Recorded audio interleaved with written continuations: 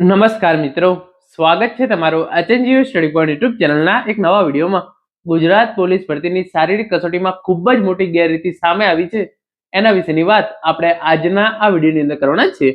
જે છે એ ગેરરીતિની એક નહીં પરંતુ બે ઘટનાઓ સામે આવી છે. તો એના વિશેની વિગતવાર ચર્ચા આપણે આજના આ વિડીયોની અંદર કરીશું. તો સૌપ્રથમ તમે અહીંયા જોઈ શકો છો, ગુજરાત પોલીસ ભરતીની શારીરિક કસોટીમાં મોટી ગેરરીતિ સામે આવી. જામનગર અને ખેડા ગ્રાઉન્ડ ખાતે છેતરપિંડી જે છે એ સામે આવી છે. તો સૌપ્રથમ તમે અહીંયા કેટલાક વિઝ્યુઅલ્સ છે એ જોઈ શકો છો. આ પ્રમાણે જે છે એ તપાસ કરવામાં આવી રહી છે. એના જે છે એ કેટલાક ફોટા તમે જોઈ શકો છો. પછી આ પ્રમાણે જે છે એનો વિગતવાર અહેવાલ મેળવવામાં આવી રહ્યો છે. એ જે છે એ તમે ફોટા જે છે એ જોઈ શકો છો. આ રીતે જે છે એ તમારું જે છે એ કેમેરાથી મોનિટરિંગ છે એ પણ થતું હોય છે. તો આ પ્રમાણે તમે જોઈ શકો છો. આ પ્રમાણે તપાસવામાં આવતા મોટી ગેરરીતિ જે છે એ સામે આવી છે.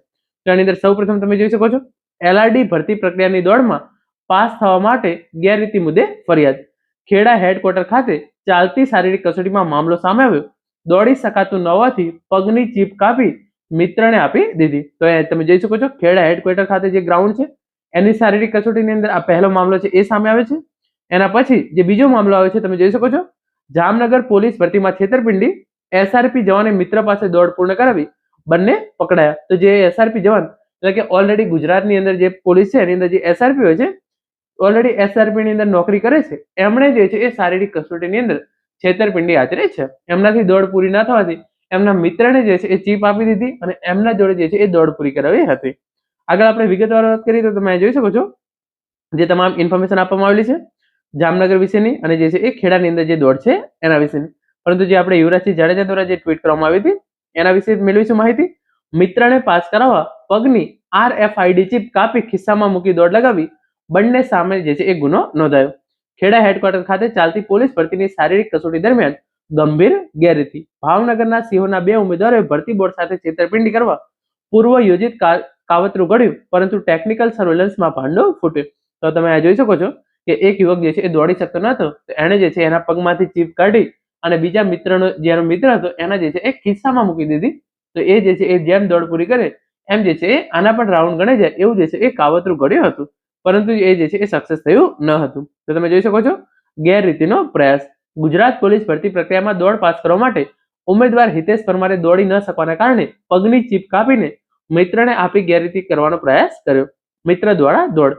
મિત્ર ઘનશ્યામ પરમારે ખિસ્સામાં બંને ચીપ રાખીને દોડમાં ભાગ લીધો, જેથી સિસ્ટમમાં ખોટી રીતે દોડ પૂર્ણ થયેલી બતાવવાનો પ્રયાસ થયો. પોલીસની સતર્કતા. બીજા રાઉન્ડમાં 200 માંથી 199 ઉમેદવાર દોડતા દેખાતા શંકા થઈ. ટેકનિકલ સર્વર ચેક કરતા એક ઉમેદવાર ચીપ વગર દોડતો હોવાનું જે છે એ બહાર આવ્યું. ફરિયાદ અને પછી કાર્યવાહી. તપાસમાં સમગ્ર મામલો ખુલતા બંને ઉમેદવારો સામે ગેરરીતિ બાબતે ખેડા ટાઉન પોલીસ મથકે ફરિયાદ નોંધવામાં આવી. ઘટનાનું સ્થળ ક્યાં છે?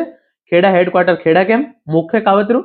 ભાવનગરના સિંહોના એક ઉમેદવારે દોડી શકાતું ન હોવાથી પોતાની પગની ચીપ કાપી તેના મિત્રને આપી દીધી. કેવી રીતે પકડાયા? 28 જાન્યુઆરી 2026 ના રોજ 200 ઉમેદવારોનું રનિંગ ચાલી રહ્યું હતું, જેમાં પ્રથમ રાઉન્ડ બાદ 199 ઉમેદવારો દોડતા હોવાથી પોલીસના જે છે એ ધ્યાને આવ્યું.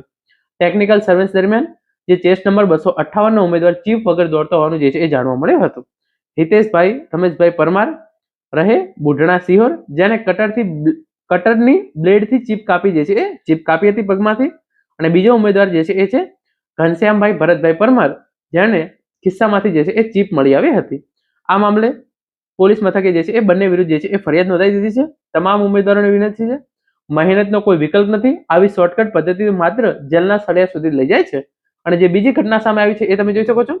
ખેડા બાદ જામનગરમાં પણ પોલીસની શારીરિક કસોટીમાં ગેરરીતિ સામે આવી. પોલીસ ભરતીમાં હદ બહારની છેતરપિંડી. મિત્ર માટે જોખમમાં મૂકી એસઆરપીની નોકરી. તો આનું ઘટના સ્થળ જામનગર પોલીસ હેડક્વાર્ટર ગ્રાઉન્ડ. કાવતરાખોર ઉમેદવારો. ગોંડલના બેટીવાડ ગામના અર્જુનસિંહ જાડેજા, જે હાલ ગોંડલ એસઆરપી ગ્રુપ 8 માં કોન્સ્ટેબલ છે, અને એમનો સાથી મિત્ર શિવભદ્રસિંહ જાડેજા. તો એ જે છે એ ઓલરેડી એસઆરપી ની અંદર છે. એમણે જે છે એ શારીરિક કસોટી પાસ કરવા માટે ગેરરીતિ આચરી છે. ઘટનાક્રમ તમે જોઈ લો. મોડેસ ઓપરેન્ડી છેતરપિંડીની રીત. અર્જુનસિંહથી દોડાતું ન હોવાથી તેણે પોતાના પગની ઇલેક્ટ્રિક ચીપનું પ્લાસ્ટિક લોક તોડીને શિવભદ્રસિંહને આપી દીધી હતી. શિવભદ્રસિંહે પોતાના અને મિત્રના એમ બંનેના જે છે એ ભાગની દોડ પૂર્ણ કરી હતી. છેલ્લા 12મા રાઉન્ડમાં શિવભદ્રસિંહે ચીપ પરત અર્જુનસિંહને આપી દીધી, જેથી તે દોડ પાસ કરી શકે. કેવી રીતે પકડાયા?